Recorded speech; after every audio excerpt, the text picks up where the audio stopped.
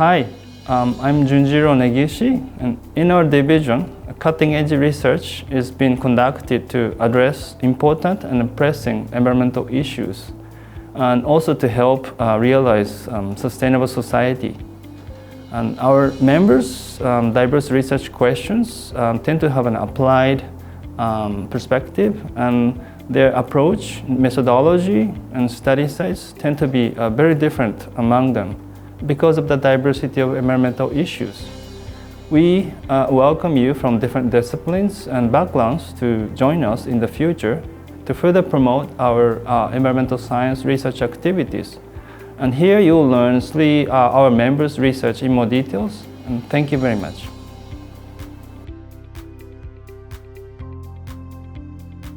Freshwater ecosystems such as rivers and lakes are very important to us because they provide not only the water resources but also provide the very important functions such as the provisioning of the fishery resources and also the aesthetic values.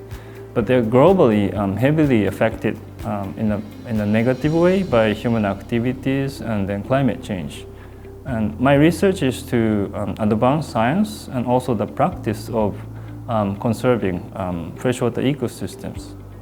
My approach is very diverse and typically combines the multiple techniques, the biochemical and geophysical techniques, and also spans multiple components of river ecosystems from sediments to DNA in water, and using both field collected data as well as laboratory measured data. Knowledge of the how animals and plants are connected to each other in natural environments is very important and provides crucial information in nature conservation. One of the important questions of our group is to understand what the food web of rivers and riparian zones are like and how they are maintained, and then how the human activities affects them in often negative ways.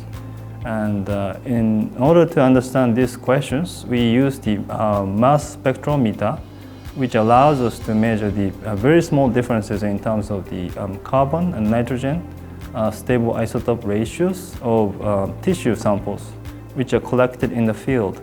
So this approach has allowed us to visualize clearly the food webs of rivers and riparian zones. The climate change impacts are highly concerned in high latitude areas globally, and Hokkaido is among such regions. And because the many cold water adapted species are commonly found there, and the rising water temperature can severely affect their distributions and potentially could affect their abundance as well.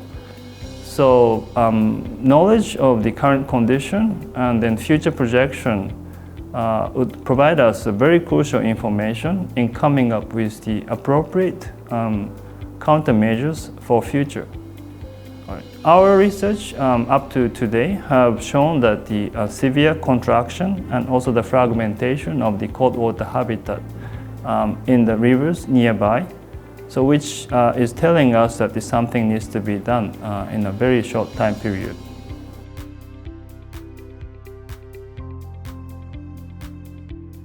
Permafrost is permanently frozen ground and covers 20% of Earth's land area. My focus are where does permafrost exist, how it has evolved from the past to the present, and how it will change in the future. The main target areas are the mid-latitude alpine zone and the southern limit of Eurasian permafrost, where permafrost distribution is highly complicated. The next topic is to understand relation between permafrost and people, because permafrost regions are widely overlapped with people's living area.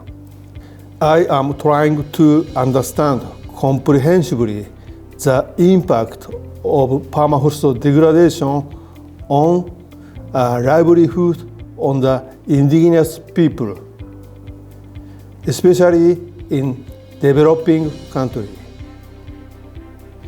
Since the 2000s, I have installed many observational instruments in many sites of Mongolia and modeled historical changes of permafrost temperature distribution using numerical modeling.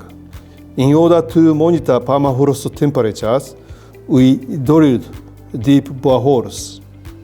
I also surveyed recent states of natural springs that were discharging during the 1970s. The climate of this country is semi-arid. Therefore, spring waters are very important ecosystem resource for nomadic life, together with pasture. I have collected information of present spring state by field observation, interview to nomadic people, and remote sensing. After that, these data were used for machine learning analysis to create a regional map showing the distribution of depleted and discharging springs.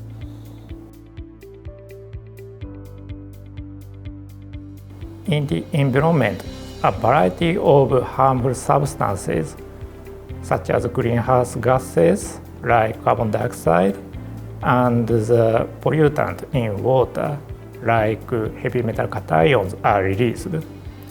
On the other hand, limited substance resources should be used efficiently to achieve a sustainable society.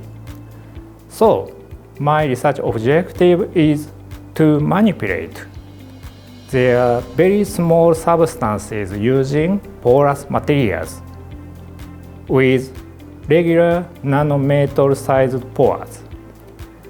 My present targets are porous materials showing highly efficient separation of harmful substances in air and in water, and porous materials showing controllable gas release. Regarding efficient separation of harmful substances, I recently found very interesting flexible porous materials showing highly selective carbon dioxide separations. For example, this porous material showed selective carbon dioxide absorption over nitrogen, argon, and water with structure change. At the same time, I visualized the carbon dioxide absorption state precisely as shown here. These results provided important fundamental knowledge for the development of higher performance carbon dioxide separation materials. In addition, I recently succeeded in the photo-induced crystal jumping effect as shown in this movie. This jumping is caused by the occurrence of mechanical energy by light irradiation. By using this photo-induced mechanical energy, I can control a variety of small gas molecule release by a light stimulus.